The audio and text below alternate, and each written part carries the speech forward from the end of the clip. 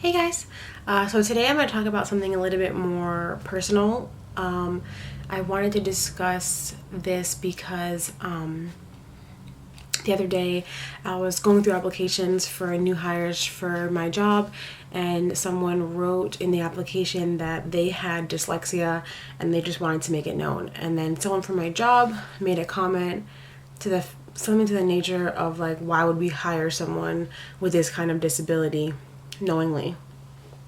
And I was very offended because I have dyslexia. So I used to be very ashamed, and I never wanted to talk about it. I never wanted anyone to know. I think that also was because I was a lot younger and I was a lot more insecure. And the older I've gotten, the more confident I've gotten, the more secure I've gotten in myself, the more I don't really care what you think of me. This is who I am. I can't change what I have or what I was diagnosed with. So when I told this person that I had dyslexia, they obviously felt really bad. Doesn't change the fact of the comment that they made. And I just wanted to address it, I guess, because I have this platform. Not that it's this, I don't have like millions of subscribers, but I have a good chunk of people who watch me and who like watching me, who enjoy, the topics that I talk about. So just in case any of you have dyslexia, or you know someone that has dyslexia, your brother, your sister, your best friend, your daughter, or whatever, I just wanted to kind of make a video that someone can relate to. I haven't really seen any videos like this online, not that I search this topic regularly. So I guess I just want to talk about like my my process in like as far as like how I was diagnosed.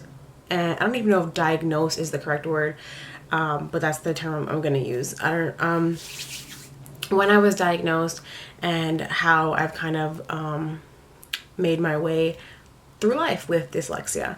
I also have a very bad stuttering problem. Sometimes it's worse than others. I usually edit it out of my videos. I'm going to try to not edit it out of this video as much, just because I'm trying to be real with you, and stuttering is kind of linked to my dyslexia. Before I start, let me give you the exact definition of dyslexia.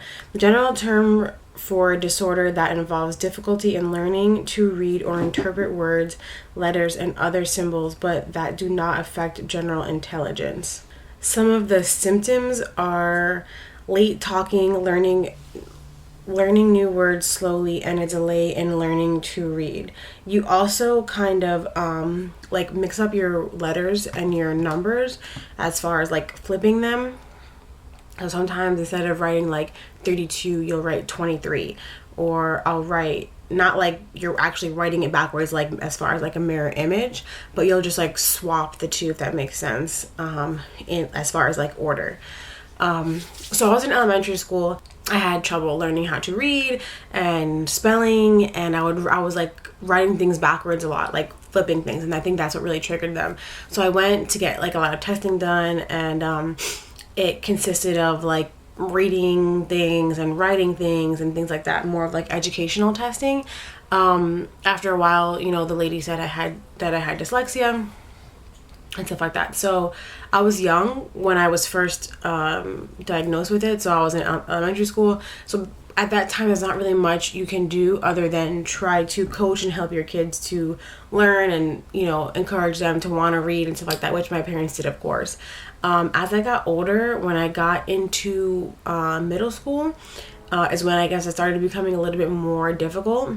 I would take a long time to take tests because it would take me a long time to read something. So the same paragraph that we would all read and then answer questions like FCAT style, things like that, it would take me twice as long to read a short story or whatever it is that we were reading, because I would have to constantly like reread things. And if there was a word that was very long, I had trouble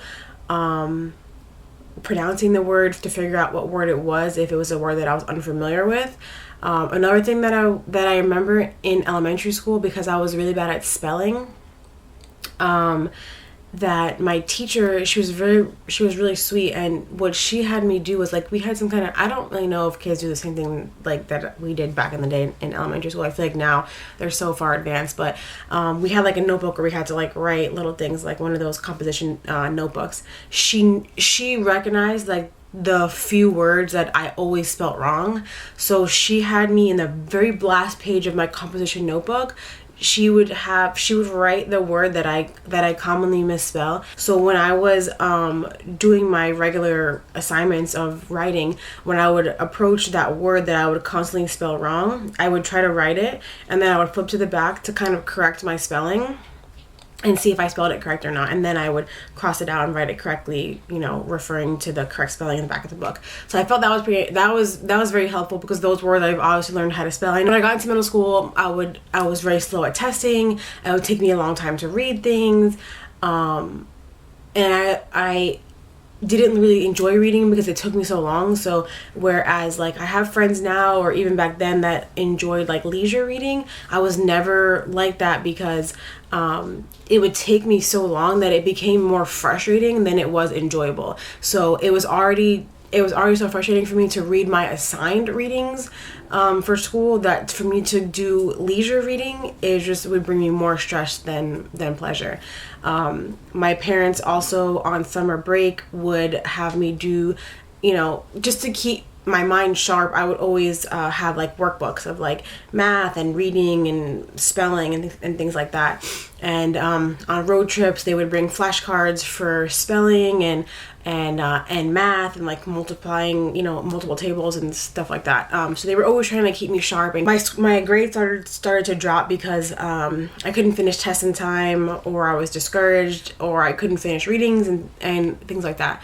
So my parents met with the school, and in Florida, they call it a 504 plan. I know it's different state by state, but basically what it is that you meet with the school board, and if you have a certain disability, they'll kind of help modify your schooling to basically put you on even playing field with everyone else.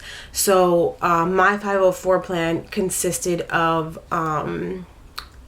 longer testing time, so I didn't really have tests like timed tests, so I got extra time to take tests. I got notes from the teachers, and I was able to bring a tape recorder to school in middle school, so I can play back like my, I don't know if it's really lectures, but play back like my lessons and things like that, so I can kind of have that to learn. I was very self-conscious. You don't want anyone to know like, oh, this, you're the girl that can't read, and you have extra see, there's my stuttering. You have extra time on tests and things like that. And I didn't want to feel ostracized, but I don't know how you can have a 504 plan and have these extra benefits without feeling ostracized, unless I was in a class of all people who had 504 plans, which that will never happen. So I would get extra time on tests. So let's say I was in a class and we had the whole class period to take a test, and the end of the test and the end of the period ended and I wasn't done with my test. I was allowed to stay longer to finish my test, but that leaves everyone else wondering why I'm staying, why I get extra time to take my test. And then they ask me, and if I feel uncomfortable or I'm self-conscious, what do I say to that? So I got to the point where I wouldn't use my extra time or anything like that, because I was getting teased for being stupid or being dumb because I needed extra time and things like that. So I didn't take full advantage of my 504 plan for a short amount of time because I was self-conscious.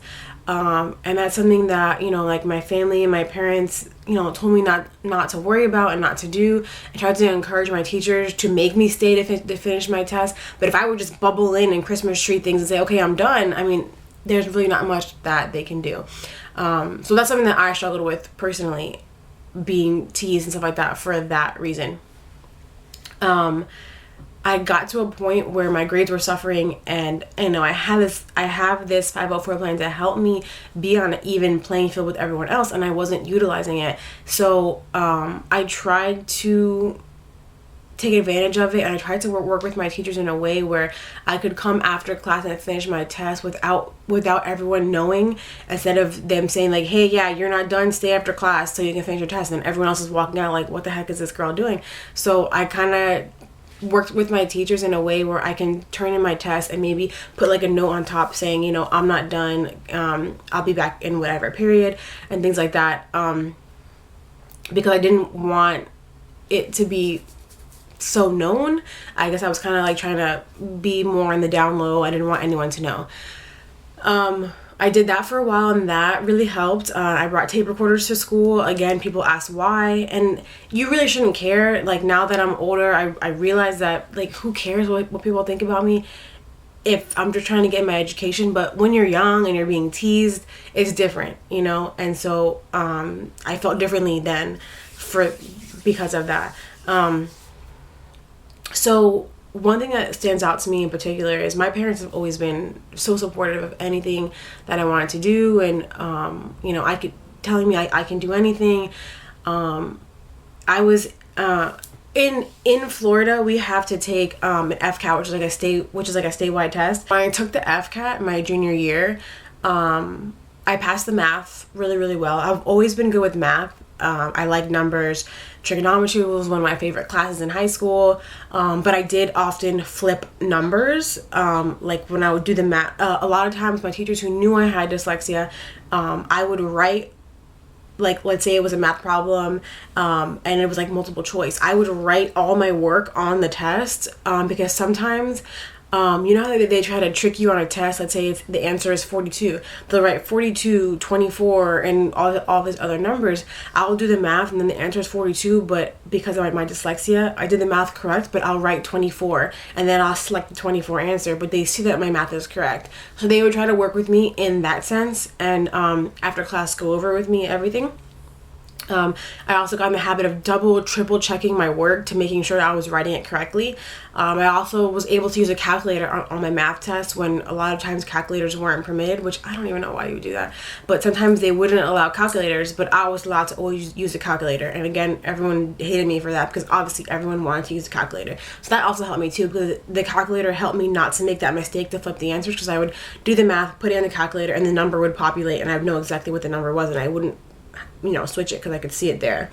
So that helped too. So on the FCAT, you're not allowed to use a calculator, but because I'm my 504 plan, I was able to use just a generic calculator, not like a scientific calculator, just like the little small blue ones that had like the multiple times, didn't have like any fractions or anything like that. So I had to do the math myself, like figuring out the steps, but I could use a calculator to do the adding and the multiplying and then dividing and things like that. I didn't pass the reading, and so I had to take it for a second time. And you have to pass the FCAT to graduate high school. So if you didn't pass, you had to have a meeting with your guidance counselor. So I remember I had a meeting with my guidance counselor. She was just very cold.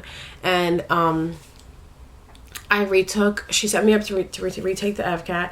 I retook the FCAT, the reading, for a second time with my extended time, and I passed. My grades were really good. It got to a point where, you know, my senior year was winding down, and everyone was discussing like what college they wanted to go to, what they wanted to do for school, and things like that. And a lot of people were meeting with their guidance counselors to figure out what their plan was for school. My guidance counselor never just chose to meet with me, so I tried to set up an appointment with my guidance counselor. I met with my guidance counselor and talked to her about college and asked her if she had time to fit me into a kind of like a successing into a when I met asked her if she had time to meet with me to set up a success plan for me to follow to go through for college and things like that. She kind of told me like why would you want to go to college? You obviously have a learning disability to the point where you can't even pass the FCAT, so you're clearly going to struggle very hard throughout college. Kind of like you might not even want to waste your time or your money. She gave me some brochures on like tech schools and things like that. Very discouraging, very disheartening, and I think that's the point when I was like, F this, and I was so mad, and I didn't want what she said to like, I didn't want to say okay and then go to tech school because this random person didn't think that I could do it. I believe in myself more than that, even though I was insecure. So I did it without her help. Everyone else had her help. I didn't get any scholarships. I didn't know how to get any scholarships or anything like that. I busted my ass my senior year, got amazing grades. I was in the honor society. So I graduated high school with honors. I graduated with the great grades. And I went to a local community college to get my associate's degree, which I graduated with, and I have. I went to college. My 504 plan rolled over to college, and I got a little bit more perks. I got extra time on tests. I was able to get a note taker if I felt like if I felt like it was needed for a class. Sometimes a teacher would talk really, really fast through a lecture, and I couldn't write everything down fast enough because not only can I not write fast enough, but also my spelling is not the best. So if you're talking, and I'm like trying to write super fast, and then I go back to read my notes and I can't even read what I wrote because it's like sloppy because I'm writing fast, I'm spelling things wrong. So I got to the point where I would use a laptop, or I have an iPad that I would use, and I had an app for like note taking, and I'm gonna put the name of the app down below. So if you're in college, whether you had dyslexia or not, this will help you. You can have a tab for each class, and then once you open the tab, you can open a new folder to take notes, and it'll have the date. You can put a lecture name. You can type notes, take pictures of the screen, or take pictures from the internet and put it in, kind of create like your own little outline. You can also record the lecture all from the same like memo, so that when I would go back to study, I can play the lecture while reading what I wrote. So it was very, very beneficial. My 504 plan to get my associates, up until the last year, I felt like I didn't really need it anymore because I was taking my own notes, I was recording my own lectures, I didn't use the extra time on tests, and I was passing, and so I was doing fine. So I kind of felt like I didn't need it anymore. So I graduated with my associate's degree, and then I was trying to figure out what I wanted to do next. So I went away to a bigger university to get my bachelor's degree in psychology. It was a big university, the classes were big. I had hundreds of kids in a class, which I was very uncomfortable with. Another thing in college that really turned me off, not so much when I went to a bigger university, but when I was in community college, this is something that bothered me all throughout school, middle school, high school, college, and still to this day, I hate it. You never go to class and then they like make you read out loud, and let's say that like they say, okay, everyone open to page 25. We're gonna start from you, and everyone read one paragraph, and we're gonna go all the way around, right? I would freaking crap myself. I would be so nervous.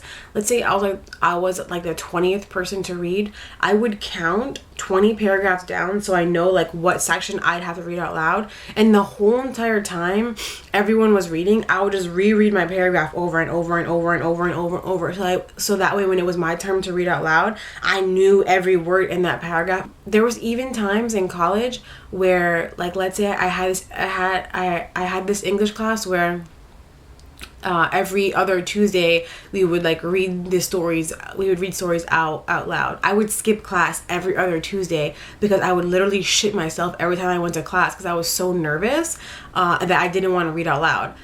Still to this day, I get weirded out about reading out loud. So when I went to university, I don't feel like it was as conducive of a learning environment as I had in the past. So I struggled a little bit. I did well. I passed all my classes. I got up until where I had like a year left, and one class discouraged me so much to the point where I just stopped going to school. And that's where I'm at now. When I got to university, I didn't use my 504 plan at all. I didn't even really ever discuss my 504 plan with any university that I went to other than when I was at community college. I'm sure they were aware of it because it has to be in my records somehow, but I never discussed it with them. So I never used any benefits there. That's also probably why I struggled a little bit more, because I'm sure they had benefits that I could have taken advantage of. The class that kind of like defeated me was, I was a psych major and I had to take what is it? Biodiversity. It was about like how plants and fungi reproduce. Not only do I feel like, why the heck do I have to know this to be a psych major, but fine, whatever. It was the hardest class I ever took. And there was even like biology majors in that class that struggled. I took the class twice. I failed the first time. It made me feel dumb because I could not compute. I could not like understand. I could not retain this information. And the words that were like part of the regular vocabulary in these lessons were words I've never heard before, never seen before. I had trouble pronouncing these words. I had trouble reading the lectures because there were words that I didn't even understand, and it brought me back to that time where I needed the assistance, and I don't think I took advantage of it. So I stopped going because I just felt so defeated, and I have to pass that class in order to get my psych degree. So feel like, you know, at this point I'm trying to figure out what's my next step. I'm gonna go back to school and finish my degree. So needless to say, it's an ongoing struggle that I have every day. I still stutter, I still spell things wrong, I still mix things up, and it won't stop me from living my life, nor will it stop me from doing things that I want to do. I have this plan, and I see, and there's nothing that I can't do just because I have dyslexia. I might stutter, I might need to check the spell check, I might need to triple check my work, but it doesn't mean that I'm not gonna do it. And I just want, you know, if you're in middle school and you're at that point where you feel like you're being teased or you're struggling, there's assistance out there that you can get. There's help. There's things that your school can do for you to really assist you and help you to get on an even playing field with everyone else, because it's not fair for you not to take advantage of those things available to you when you have this disadvantage. It's not fair. The stuttering when I was younger used to be really, really bad. I used to like struggle like stutter so many times to get a word out, and I think it was because I would talk so fast and try to get things out so fast that I couldn't get it out.